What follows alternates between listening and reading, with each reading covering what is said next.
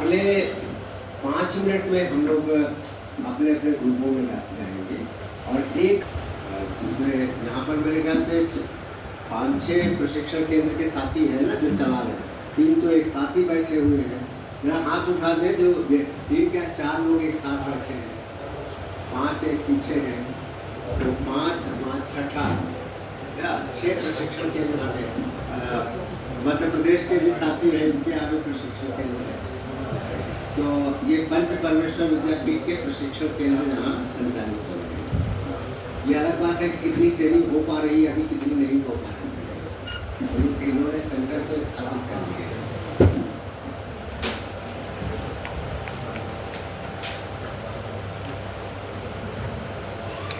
सच बात तो ये है कि आप लोगों से बहुत कुछ सीखने को भी मिलता है हमें,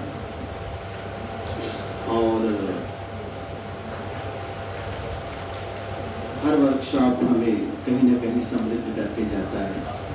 तो इसके लिए आप सभी का आभार और धन्यवाद। सामूहिक मानस है, आप सभी लोग उसके लिए पूरी तरीके से प्रिपेयर हो, क्योंकि उस पर सहमति है। आज कार्य योजना की बात है, तो सुबह अभी हम बैठे हुए थे सबके साथ, तो मैंने कहा कि जब एक सहमति बन चुकी है समूहों में कि ये कार्य होने हैं, ऐसे चिन्हीकरण हम करेंगे, ये योजना होगी, तो एक मेंटल फ्रेमवर्क आपका बन चुका है। अब आगे जो कार्य योजना है वो थोड़ा सा अगर हम टाइम बाउंड हो सकते हैं बहुत ओके। मैं बहुत कुछ क्यूज आपको देना चाहूँगी कि कार्य योजना बनाने के लिए हमें क्या करना चाहिए।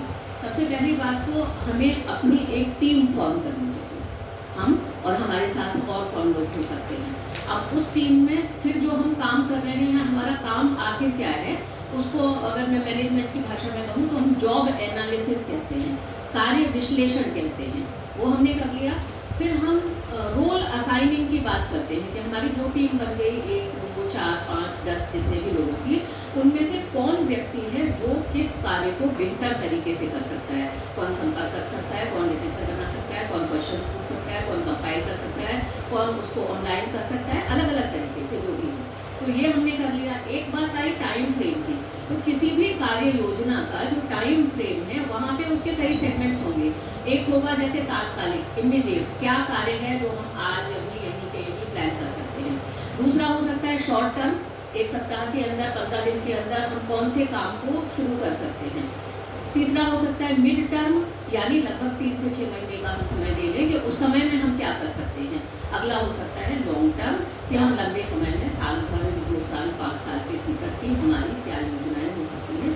यह हमारी कार्य लोकल स्पेसिफिक होगा, वहाँ के जो रहने वाले लोग हैं और वो जगह कैसी है, तो वहाँ का जो कल्चर होगा, वहाँ का जो नेचर होगा, वहाँ की जो भौगोलिक उपस्थिति होगी, उसके आधार पर कार्य योजना बनाई जानी चाहिए।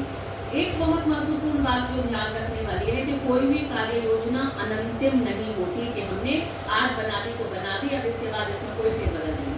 उसमें फ्लेक्सिबिलिटी की गुंजाइश होनी चाहिए, उसमें अडेप्टेबिलिटी की गुंजाइश होनी चाहिए कि यानी अगर फ्लेक्सिबिलिटी यानी अगर हमें कोई परिवर्तन करने की ज़रूरत पड़ी तो हम वो क्या परिवर्तन करेंगे, उसको क्या हम शामिल करने के लिए तैयार हैं, और उसमें सिंक्रोनिसिटी की यानी सामंजस्य की, सुसंगतता की गुंजाइश भी उसमें पूरी रहनी चाहिए। इसके अलावा कोई भी कार्य योजना वेद रहेगी, फ्यूटाइल रहेगी अगर हमारे सामने लक्ष्य सुनिश्चित नहीं है तो वो जो हमारा लक्ष्य है वो बिल्कुल क्लियर कट होनी चाहिए, उसमें क्लैरिटी होनी चाहिए और ऑल इंक्लूसिव होना चाहिए। हम जिसके लिए काम कर रहे हैं, जिसके द्वारा हम काम कर रहे हैं, जिस उद्देश्य से हम काम कर रहे हैं, उन सभी को उसमें शामिल किया जाना चाहिए।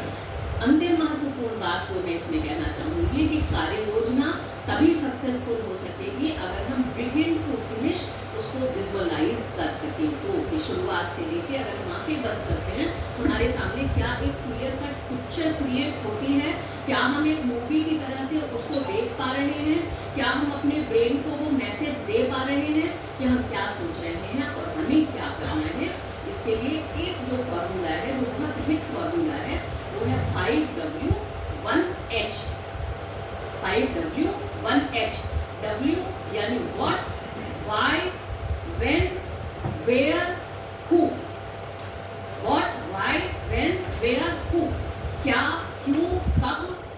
कौन, कहाँ, और 1H यानी हाउ, यानी कैसे।